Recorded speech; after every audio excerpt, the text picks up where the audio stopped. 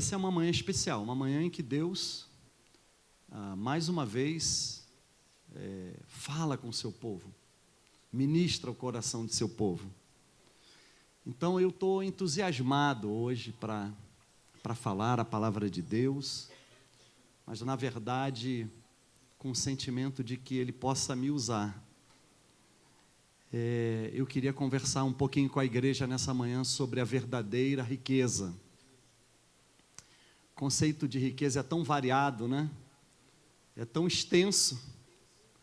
Mas o que a Bíblia fala a respeito da riqueza? Como seria essa riqueza verdadeira? Como adquirir isso? Como desfrutar disso?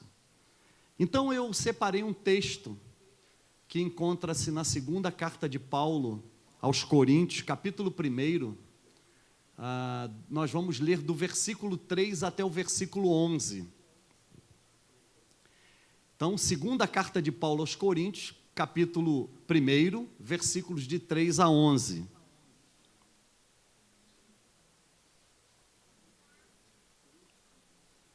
Primeira e segunda carta de Paulo aos Coríntios, é interessante a gente perceber que Paulo, ele foi o plantador dessa igreja. Ele plantou essa igreja acompanhado de vários discípulos. Mas havia 2 discípulos muito próximos de Paulo que estavam ali firmes com ele, que era um casal, Priscila e Áquila.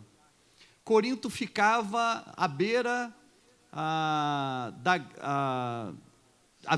beira do mar, na Grécia meridional.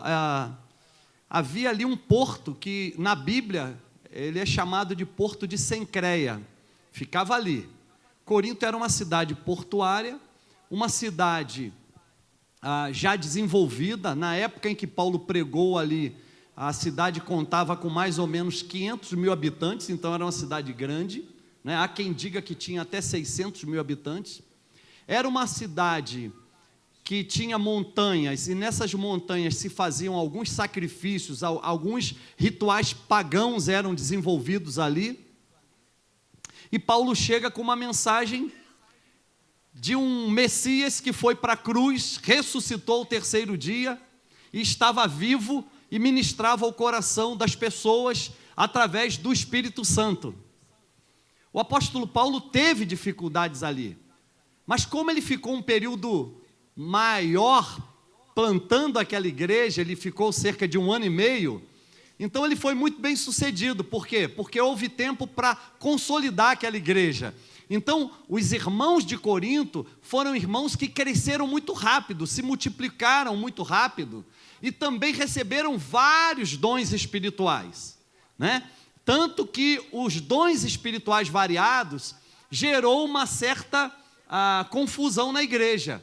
Além disso, a manifestação dos dons ali também expunha o pecado das pessoas, tornando assim um relevo muito grande no pecado das pessoas. Por exemplo, Paulo, em sua primeira carta aos Coríntios, e há quem diga que ele escreveu outras cartas aos Coríntios, mas elas estão desaparecidas, pelo menos uma, né?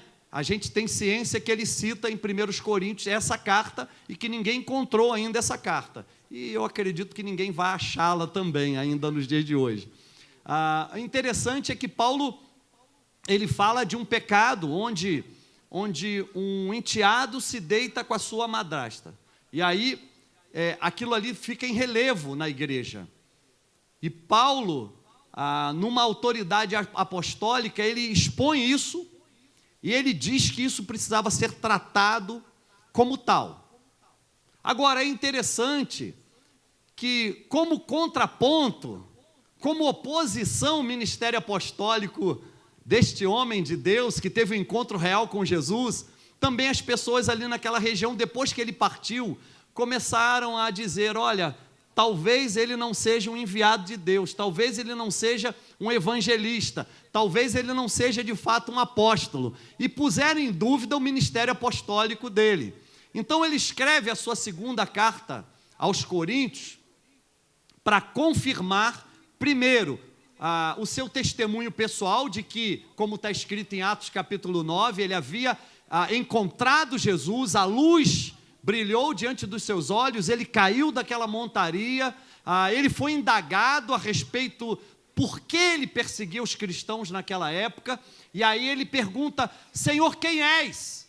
E aí ele ouve aquela voz que sai do meio daquela luz dizendo: eu sou Jesus a quem tu tens perseguido.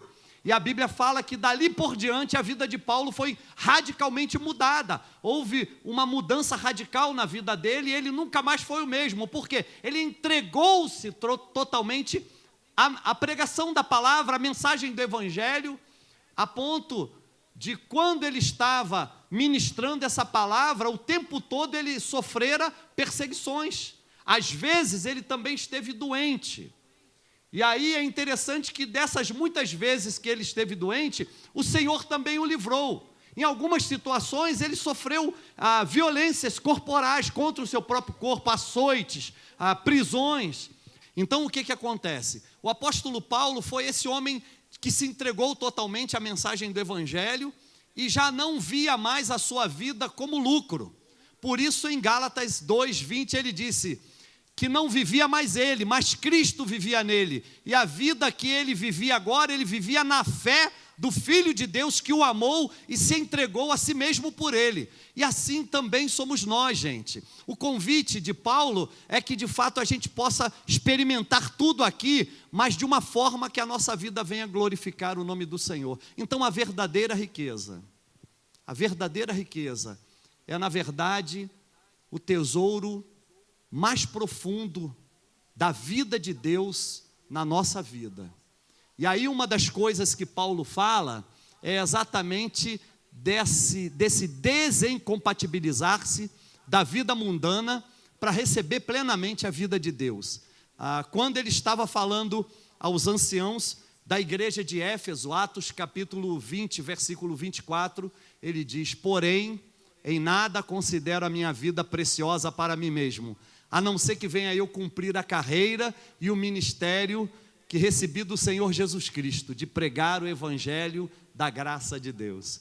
Então Paulo, ele estava completamente desincompatibilizado de quaisquer resquícios da vida mundana, porque ele atingiu de fato um nível de relacionamento com Deus, de que ele sabia que os tesouros de Deus, ou o maior tesouro de Deus, na verdade era a presença de Deus dentro dele.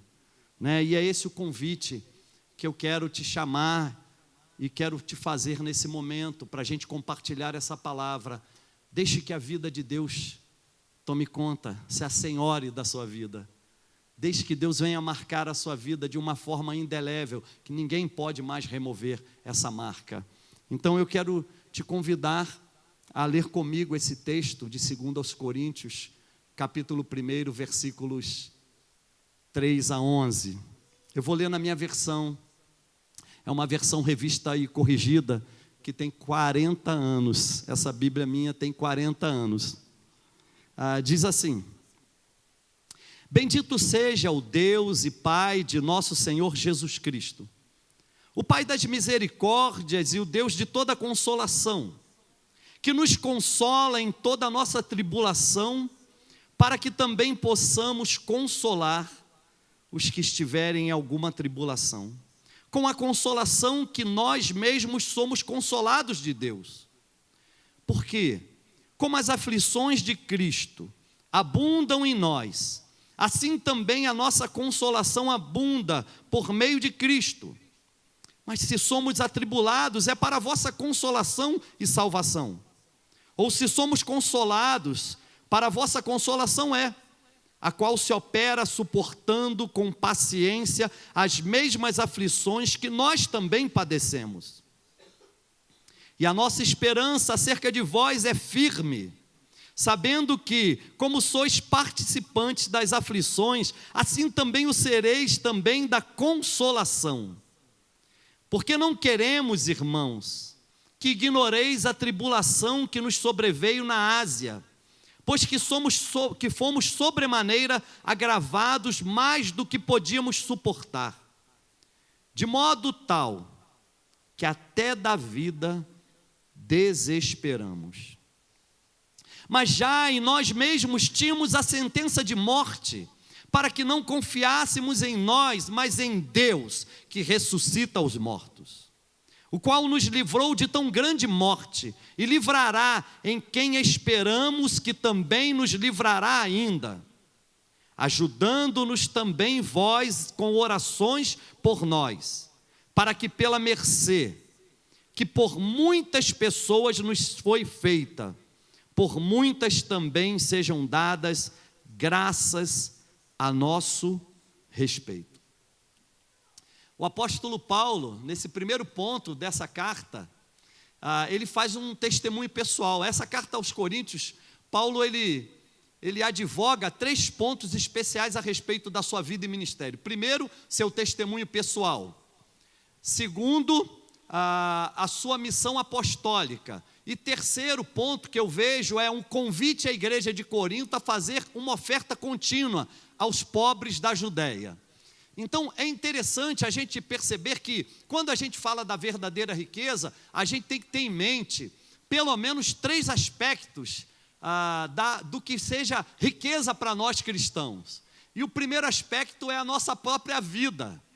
O segundo aspecto seria a questão do presente que Deus entrega para nós, que é para ser vivido na nossa família nuclear.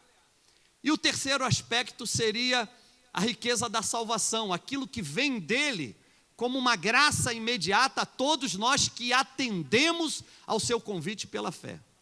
Então, a primeira observação minha é a riqueza da vida. Veja só que coisa interessante. A Bíblia diz que todos pecaram e destituídos estão da glória de Deus. Romanos capítulo 3, versículo 23. A Bíblia fala que eu e você sempre fomos pecadores, porque nós herdamos esse pecado lá de Adão. É interessante a gente perceber que no capítulo 2 de Gênesis, no versículo 25, depois de Deus ter criado o homem, a Bíblia fala que o homem estava só. O homem estava se sentindo solitário naquele belo jardim que Deus o havia colocado. E aí então Deus, conhecendo a mente do homem, Adão, Deus pensou: eu vou criar uma mulher que seja a sua companheira, que seja a sua ajudadora. O que Deus fez ali naquele jardim? Fez cair sobre Adão um sono pesado, não é? E aí o que acontece? Deus promove ou provoca uma cirurgia em Adão. Deus tira uma das suas costelas e faz uma mulher. Quando Adão olha para essa mulher, diz: essa verdadeiramente é osso dos meus ossos, né? Carne da minha carne. Esta será chamada varoa, porque do varão foi tirado. E o que a Bíblia diz no verso 25 do capítulo 2 de Gênesis? Homem e mulher estavam nus e não se envergonhavam. Então, na verdade, essa era a vida plena de Deus na vida do homem. Deus colocou o homem e a mulher naquele belo jardim para que eles pudessem viver a vida na sua plenitude. E nós também, em Cristo Jesus, recebemos esse convite de viver a vida na plenitude. O Evangelho de João, no capítulo 1, no versículo 16, diz assim: mas todos nós temos recebido da sua plenitude e graça sobre graça. Então, se nós recebemos dessa plenitude de Cristo, que agora ressuscitado está na nossa vida, Deus espera que a gente viva uma vida feliz e abençoada. E por que será que a gente então tem tropeçado tanto nessa caminhada, nessa nossa existência aqui? Por que a gente tem falhado tanto? Por que a gente às vezes não consegue alcançar ou apalpar com as nossas próprias mãos todas as promessas de Deus para a nossa vida? A primeira observação que eu faço, que realmente, gente, é necessário compreender o que é vida eterna. Se a gente não compreender o que é vida eterna, que num dado momento foi isso que os coríntios enfrentaram, os dons eram variados. A riqueza veio sobre essa cidade de uma forma pontual. Eles enriqueceram.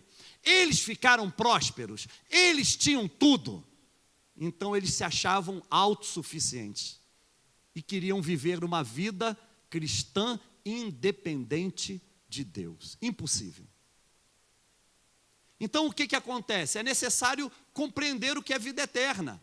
Jesus, na sua oração sacerdotal, João capítulo 17, verso 3, ele disse: a vida eterna é esta, que te conheçam a ti, único Deus verdadeiro, e a Jesus Cristo, a quem tu enviaste. Então é necessário que compreendamos a vida eterna como alguma coisa pontual na nossa vida, que seja um convite a um atendimento pronto da nossa parte à salvação que vem de Deus. Ou seja, Deus espera que quando nós olhemos para Jesus, nós entendamos que Ele é o autor e o consumador da nossa fé. Hebreus capítulo 12, verso 2. Olhemos firmemente para Jesus, o autor e consumador da nossa fé. Então nós não podemos o quê? Ter na nossa vida nenhum outro ponto. Nós temos que ter essa exclusividade de olhar pela fé somente para Jesus, como autor e consumador da nossa vida. Se nós olharmos para outros pontos, nós vamos sucumbir, nós vamos cair. E o apóstolo Paulo fala aqui que nenhuma tribulação, nenhuma perseguição, nenhuma doença, nenhuma enfermidade pode nos separar desse contato da vida eterna. Nós temos que viver essa vida aqui, que um dia vai passar, com a convicção de que todos nós um dia estaremos diante dele e seremos como ele é, como diz Paulo, escrevendo em 1 Coríntios capítulo 13.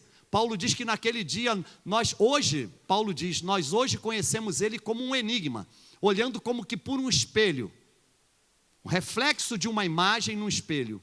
Mas Paulo diz que naquele dia, nós todos seremos tal como ele é. Então, o apóstolo Paulo tinha essa compreensão de que essa existência aqui não tinha nenhum valor, não tinha nenhuma riqueza, se ele não tivesse o quê? Se ele não tivesse incluído nessa vida de Deus que é a vida eterna.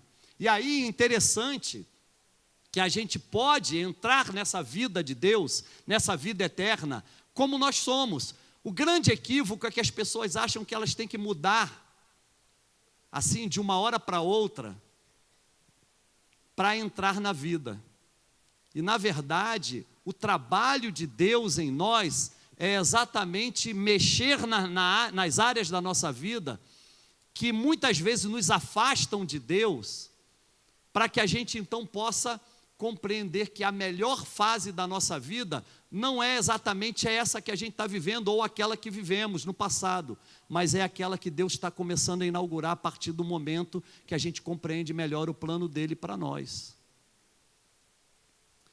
O apóstolo Paulo cita aqui uma coisa interessante, eu quero ler para você.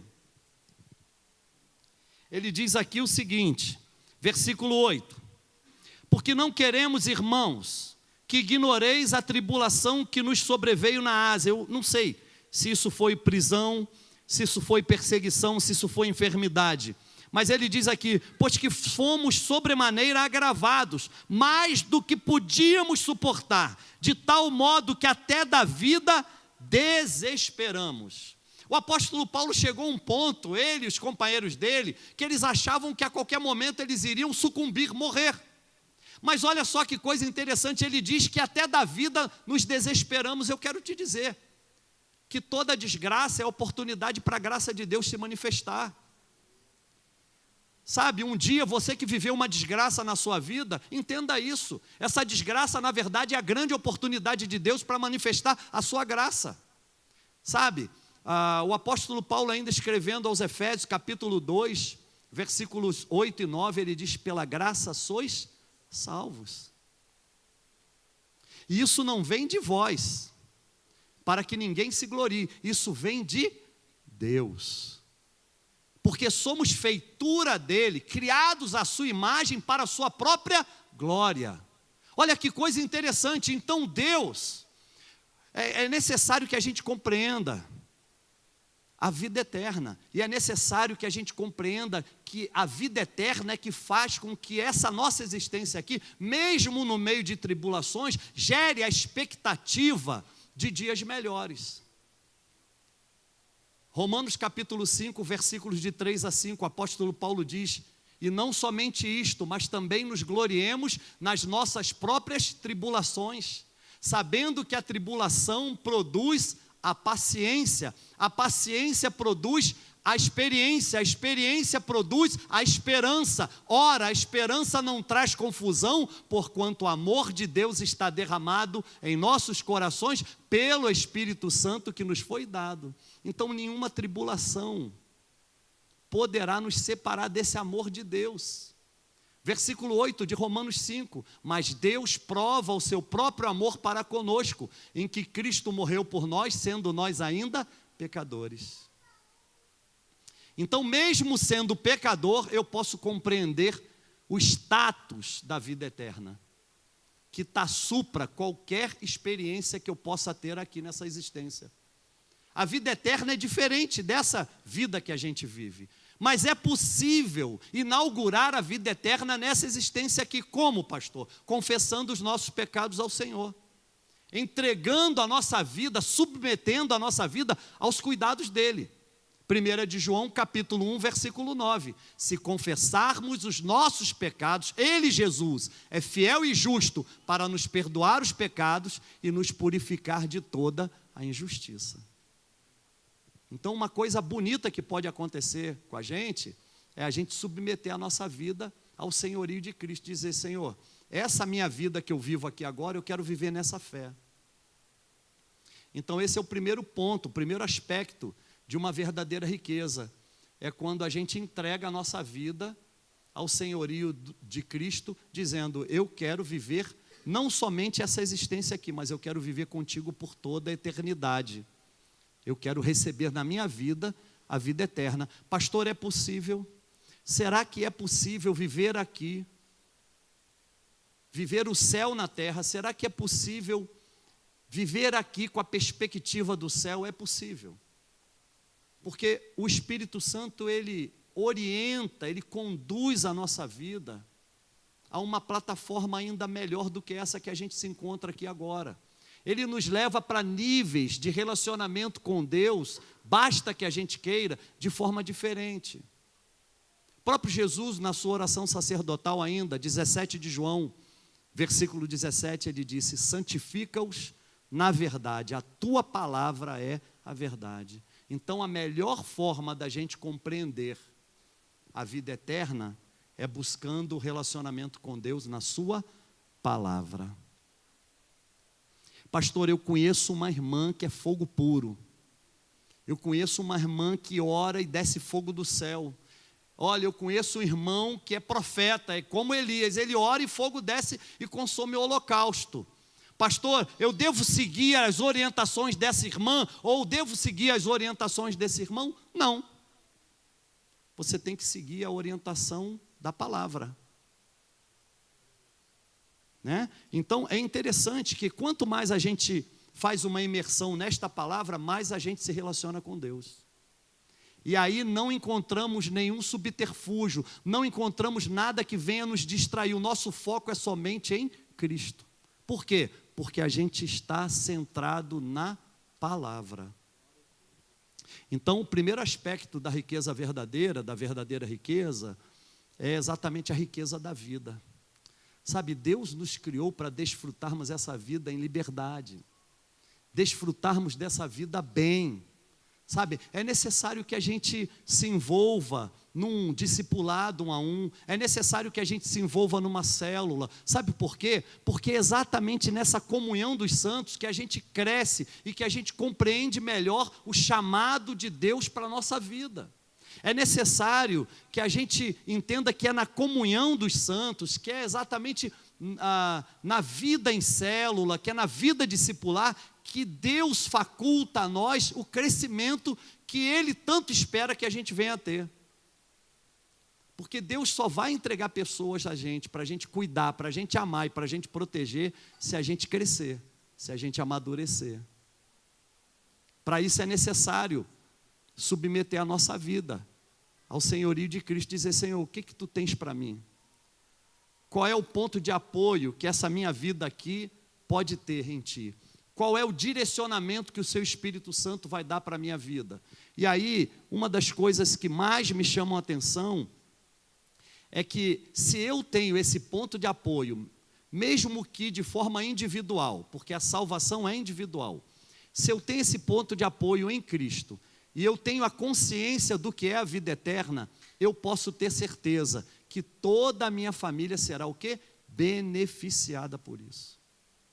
Por isso que aqui na Igreja Adã e em tantas outras igrejas, a gente tem visto que às vezes um cônjuge ou outro aceita Jesus como Senhor e Salvador. E às vezes é deflagrada uma guerra, uma verdadeira guerra. Porque às vezes o cônjuge não entende direito, mas que negócio é esse de agora tudo é igreja? Né? Por exemplo, muitos que eu estou vendo aqui mudaram em algum ponto da sua vida a prática religiosa. E aí o que acontece? Tradicionalmente, eles receberam uma determinada fé religiosa. E aí hoje eles são levados a um outro nível de relacionamento. O que tem acontecido? Tem gerado conflito. Conflito na família. Às vezes no próprio seio familiar alguém chega e fala, mas olha, eu quero dizer para vocês, uma vez eu fui chamado de maluco por ser crente. Né? Eu peguei uma conversa em casa onde o meu pai estava falando para minha mãe, esse cara está louco, esse cara está maluco. Né? E estava maluco mesmo, maluco por Jesus, louco por Jesus, né? Porque eu tinha encontrado nele aquilo que eu não encontrei em nenhum outro lugar. Então era necessário que eu fizesse uma imersão. E aí uma das coisas interessantes é que a promessa de Deus, quando Deus na verdade está na nossa vida e a gente já não vive mais a nossa vida, mas vive a vida de Deus, não tem preocupação com dinheiro, isso é secundário. Não tem preocupação com saúde, porque a gente sabe que mesmo numa enfermidade que é colocada, depositada no nosso corpo, há um propósito de Deus. Sabe, convite de Deus é que a gente não fique olhando o palco da vida, não. O convite de Deus, para que a gente possa experimentar esse relacionamento com Ele ao máximo, de saber, de ter consciência do que é vida eterna, é na verdade olhar os bastidores. O que está acontecendo no palco da minha vida? Se isso está acontecendo é porque existe um bastidor. E para mim o mais importante não é olhar para o ponto do que está acontecendo agora na minha vida, no palco da minha vida, mas sim saber o que Deus está trabalhando nos bastidores, para que isso seja de fato a manifestação da glória dEle. Se há uma enfermidade na minha vida, não é para mim, é para a glória dEle. Se há uma crise financeira, não é para mim, é para a glória dEle. Se há uma crise conjugal, não é para mim, é para a glória dEle. Se há um problema de relacionamento com o filho, não é para mim, é para a glória dEle. Sabe por quê? Porque o bastidor, meu irmão, minha irmã, é algo poderoso, é algo espiritual, é algo sobrenatural. Você não pode ver, mas pelos olhos da fé você sabe, os anjos de Deus estão guerreando a seu favor. Eu quero te dizer em nome de Jesus, nenhuma enfermidade vai te levar para o túmulo, nenhuma crise conjugal vai fazer o seu casamento sucumbir, nenhum problema com o filho vai te separar dele. Eu quero declarar aqui nessa manhã que a sua família é uma verdadeira riqueza de Deus e Deus está operando maravilhas nessa hora a seu favor, aleluia, aleluia. Sabe, o bastidor é muito real. É que alguns de nós não conseguem entender isso. Porque o palco da vida expõe muita coisa a nosso respeito. O palco da vida expõe quando a gente está mal com o nosso cônjuge. O palco da vida expõe quando a gente está com problema financeiro. O palco da vida expõe quando a gente não está bem com a gente mesmo. O palco da vida expõe quando a gente tem um problema no trabalho. O palco da vida expõe. Mas o bastidor, na verdade, é a solução que Deus encontra para trabalhar, para que a gente possa herdar as coisas que Ele um dia planejou para nós. Romanos capítulo 8, verso 14. Pois todos os que são guiados pelo Espírito de Deus, esses são os filhos de Deus. Se você é guiado pela sua carne, meu filho, minha filha, você não vai a lugar nenhum. Mas se você é guiado pelo Espírito de Deus, primeiro, você tem consciência de que você é filho dele. E segundo, Deus abre seus olhos para que você veja os bastidores. Pastor, não, você não sabe. Eu estou vivendo uma crise. Esse ano de 2018 foi péssimo para mim. Eu não acredito que 2019 venha com força para me tirar dessa. Eu quero te dizer, o ano de 2018 pode ter sido um ano de problemas para você. E talvez os seus olhos naturais não consigam olhar que o ano de 2019 desponta como um sinal da promessa de Deus para a sua vida. Mas eu quero te dizer uma coisa. Se você começar a olhar os bastidores, eu creio, você vai ver os anjos de Deus guerreando a seu favor. Eu creio que você vai ver um grande exército com espada de fogo guerreando as suas guerras. Eu creio que você vai perceber que o Todo-Poderoso lá do seu trono vai dar uma ordem designada a seu favor para que você seja bem-sucedido. Eu creio que milagres acontecerão. Eu creio nisso. Sabe por quê? Porque mediante a palavra dele todas as coisas se endireitam. A verdadeira riqueza de Deus vai atingir a sua família. Sabe por quê? Porque a hora que Ele decretar uma bênção sobre a sua família, ninguém vai poder roubar de você. Sabe por quê? Porque quando Ele fala, tudo se endireita, toda enfermidade bate em retirada, toda crise financeira é tirada. Eu quero te dizer que mediante a palavra do Senhor, as galáxias se endireitam, o universo se endireita, a terra se endireita, a nossa vida se endireita, e nessa hora Deus fala contigo, filho, filha, fique de pé, endireita-te segundo a minha palavra, segundo o poder que há na minha palavra. Eu creio que hoje Deus está endireitando muitas vidas. Eu creio que hoje Deus está firmando os seus pés sobre a rocha. Eu creio que Deus está mexendo em você e vai te endireitar. E você vai se levantar de onde você caiu e ficou parado. E você vai glorificar o nome dEle. Há uma história bíblica, Evangelho de Lucas, capítulo 13, versículos de 10 a 13. Há uma história bíblica linda. A Bíblia diz que Jesus estava numa sinagoga num dia de sábado a ensinar.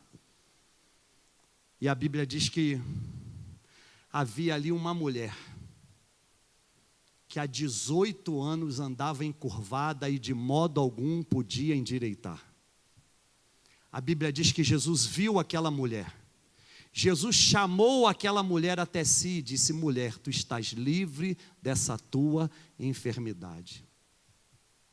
A Bíblia diz que havia um espírito de enfermidade sobre aquela mulher e ela então andava encurvada.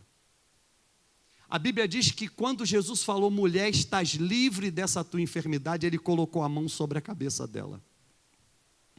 E quando Ele colocou a mão sobre a cabeça daquela mulher endireitou-se imediatamente. E sabe o que ela fez? Ela dava glória a Deus. Sabe, a riqueza familiar é exatamente quando a gente pode ver Deus agindo no seio da nossa família. Talvez você não esteja lutando há 18 anos por uma bênção familiar. Talvez você esteja lutando há 10, há 5, há 8, há 2, não sei, Deus sabe.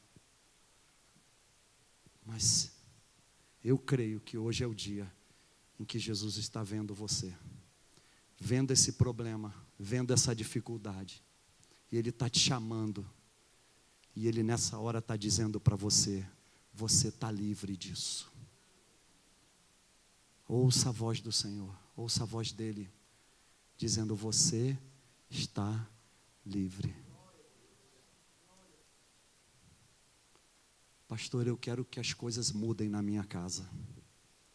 Eu quero que as coisas mudem na minha família. Sabe, há um homem na Bíblia chamado Jó. O livro de Jó talvez seja o livro mais antigo da Bíblia Sagrada, porque a época de Jó é a época dos patriarcas, Abraão, Isaque, Jacó. Há quem diga que esse livro foi escrito em 2 etapas, mas a verdade é que Jó trava uma batalha sob a permissão divina. A Bíblia diz logo no primeiro capítulo do livro de Jó que no dia em que os anjos, né, os filhos de Deus são os anjos, no dia em que os anjos se apresentaram a Deus para uma assembleia, também se apresentou Satanás. E Deus chega para ele e fala: você observou o meu servo Jó? Homem íntegro, bom, reto, temente a Deus e que se desvia do mal, ou seja, do pecado? Sim. Aí Satanás faz uma proposta, e Deus aceita a competição, porque Deus sabia como é que iria trabalhar na vida de Jó. E aí então, Deus autoriza que o inimigo vá tocando em várias coisas, várias áreas da família de Jó. A Bíblia diz, queridos, que os filhos de Jó davam banquete. E depois de haver dado banquetes, o que Jó fazia? Jó oferecia holocaustos a Deus em favor dos filhos. Porque ele pensava assim: vai que algum filho meu cometeu um pecado, então eu vou sacrificar em favor dos meus filhos. E dali para frente, se inicia a saga de Jó. Jó fala que os problemas se avolumaram, ele perdeu muitas coisas, os filhos, gado, rebanho, muita coisa. Chega um ponto que ele diz que o hálito dele fazia mal à própria mulher. A Bíblia fala que ele se raspava por causa das chagas que brotaram em seu corpo com caco de telha. E aí então, 3 amigos de Jó, Elifas, Bildade e Zofar, começaram a questionar a vida de Jó. Começaram a perguntar: mas Jó, você não é tão bom, por que tudo isso está te acontecendo? Você não oferece holocaustos a Deus, por que essa praga te veio?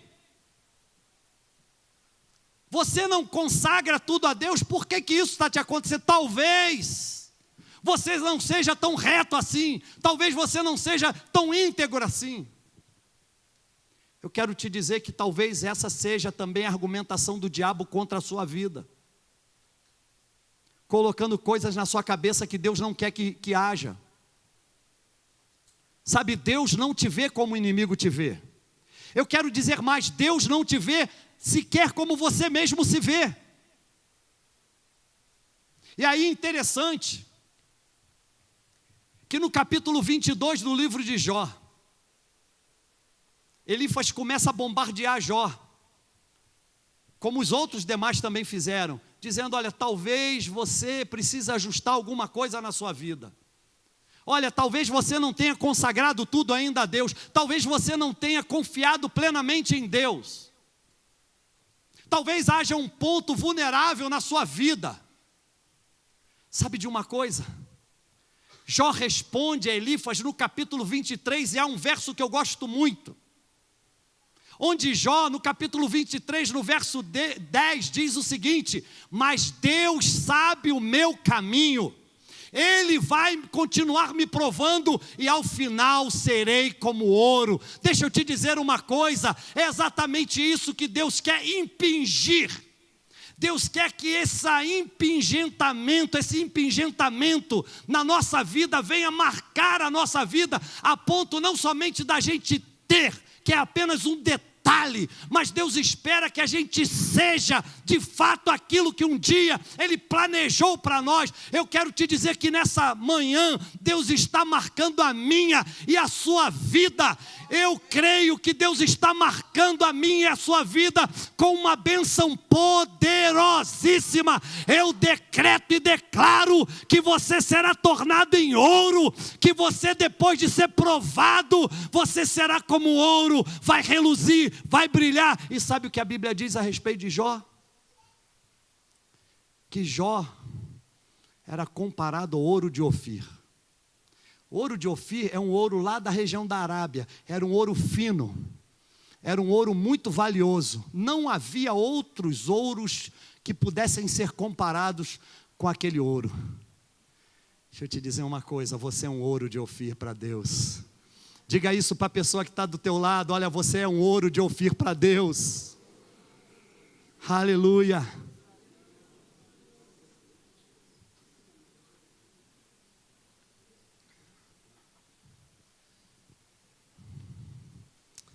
Ele sabe o meu caminho. Ele vai continuar me provando e eu serei como ouro. Sabe? Deus tem o melhor para nós. Deus, Ele sabe tudo quanto há em nós e tudo quanto nós estamos precisando. Porque uma das coisas mais lindas que podem acontecer na nossa vida, eu não tenho mais tempo para falar sobre a riqueza da salvação. Falamos sobre a riqueza da vida, a riqueza familiar, mas a riqueza da salvação vem exatamente quando Deus, no nosso seio familiar, nos marca e nos faz diferentes, a princípio, dos demais. Que é exatamente no seio familiar que as pessoas começam a identificar a nossa mudança. É no seio familiar que todos também sabem os nossos fracassos, as nossas manchas, as nossas marcas negativas. E como Deus vem trabalhando em nós, as pessoas começam a ver a mudança e as pessoas começam a ser contagiadas por essas mudanças que acontecem na nossa vida. Como eu disse, o apóstolo Paulo, escrevendo 2 aos Coríntios, faz uma defesa pessoal do seu ministério apostólico. O apóstolo Paulo, ele fala: eu sou um apóstolo de Jesus, vocês precisam acreditar nisso. Mas olha só que coisa interessante. Na maioria das vezes, receber essa riqueza verdadeira, na maioria das vezes é acreditar naquilo que a gente não pode tocar. Na maioria das vezes, receber essa riqueza verdadeira é olhar para um ponto cego. Na maioria das vezes, é olhar para o nada. Mas permitir que o Espírito Santo gere a esperança em nós, de que ainda que a gente não esteja vendo nada, ainda assim aquilo que Deus um dia nos prometeu é exatamente aquilo que vai acontecer. Porque nós, como povo de Deus, como igreja de Jesus, a gente não vive pelo que vê, a gente de fato vive por aquilo que não vê. Paulo escrevendo aos Romanos capítulo 8, verso 25. Mas se esperamos naquilo que não vemos, com paciência esperamos. Então o grande lance do Evangelho, o grande convite do Evangelho, é exatamente acreditar em algo que a gente não pode tocar, que a gente não pode ver. Atos capítulo 4, versículo 12: em nenhum outro nome há salvação, nem em cima no céu, nem debaixo da terra, pelo qual importa que todos nós venhamos ser salvos, somente o nome de Jesus. Então é necessário crer que Jesus é o nosso Senhor e é o nosso Salvador.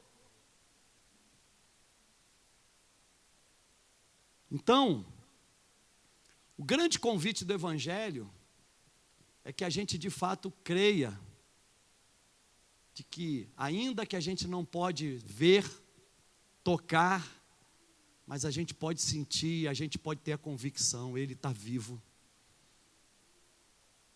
E um dia Ele vai vir me buscar.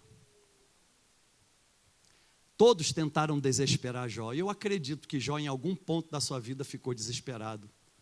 Porque ele questionava a Deus, ele indagava com Deus, ele dizia: por que Deus foge de mim? Olha que coisa. Por que eu não consigo vê-lo? Por que Ele não se manifesta? Por que Ele não aparece para mim, para que eu possa perguntar a Ele sobre o que é que está acontecendo comigo? Mas no capítulo 19, no verso 25, Jó pôde dizer: eu sei que o meu Redentor vive, e por fim se levantará sobre a terra.